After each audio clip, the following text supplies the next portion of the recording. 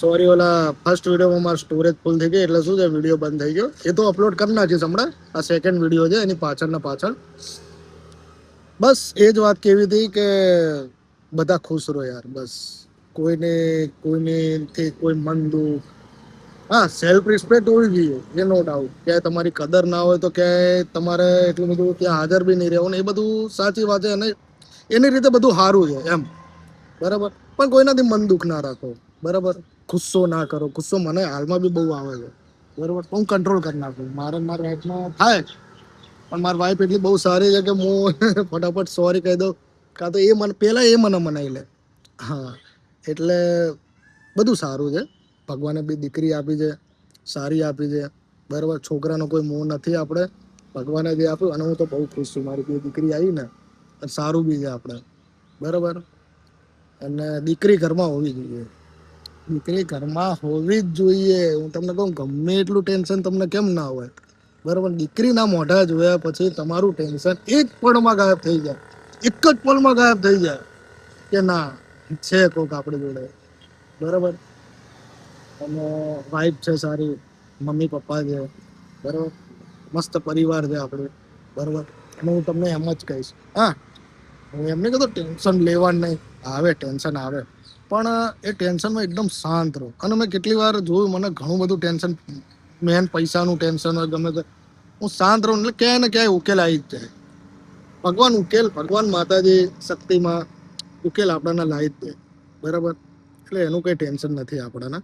અને વિડીયો બનાવવાનું માધ્યમ એ જ છે કે ભાઈ થોડીક વાત કરીએ તમારી જોડે, થોડુંક સારું લાગે. આ ફર્સ્ટ ટાઈમ કેમેરામાં વાત કરું ને તો મને કંઈક આખું અલગ જ લાગે છે.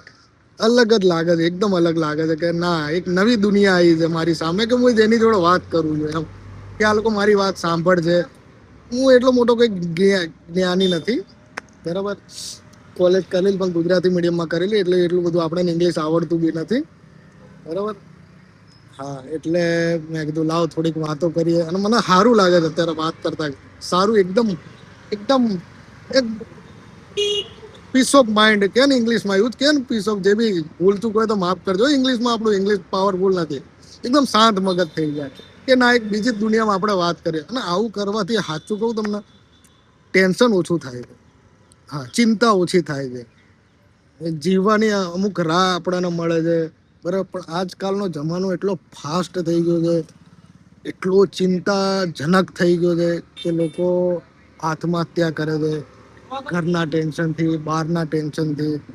ના, આવું ના, પ્લીઝ આવું ના. તમને એવો વિચાર જ કેમ આવે છે?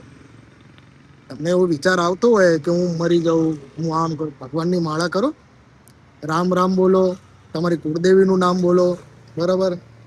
બરાબર, ભગવાન શ્રી રામનું નામ બોલો.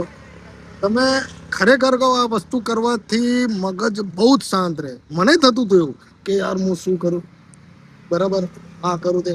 પણ હું જ્યારે બી એકલો બેઠો ને, એટલે ભગવાન માતાજીનું નામ દઉં. ગમે તે ધર્મ ના હોય, હું કોઈ ધર્મનું એવું નહીં કહેતો. ગમે તે ધર્મ ના હોય, આપણે દરેક ધર્મની ઇજ્જત કરીએ છીએ, એવું નથી. પણ તમે ભગવાન માતાજીનું નામ દો, બરાબર. તમારું મગજ શાંત રહે, બરાબર.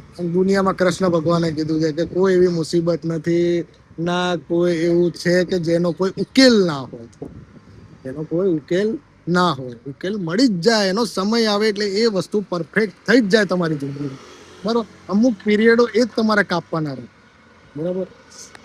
બસ, બાકી તો આજ એક વાત કરવી હતી એટલે મેં કીધું લાવ વિડીયોના માધ્યમથી તમને વાત કરીએ, બરાબર.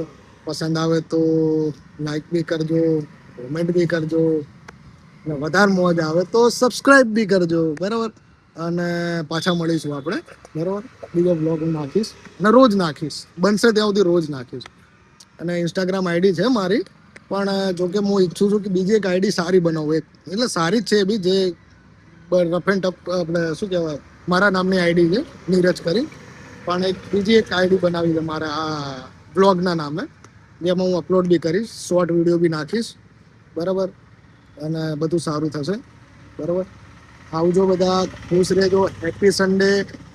અને બીજી વસ્તુ છે, જય શ્રી રામ, જય શ્રી કૃષ્ણ, જય દ્વારકાધીશ, જય માતાજી. બધા ખુશ રહેજો એવી મારી પ્રાર્થના છે દિલથી. બાય, આવજો બધા.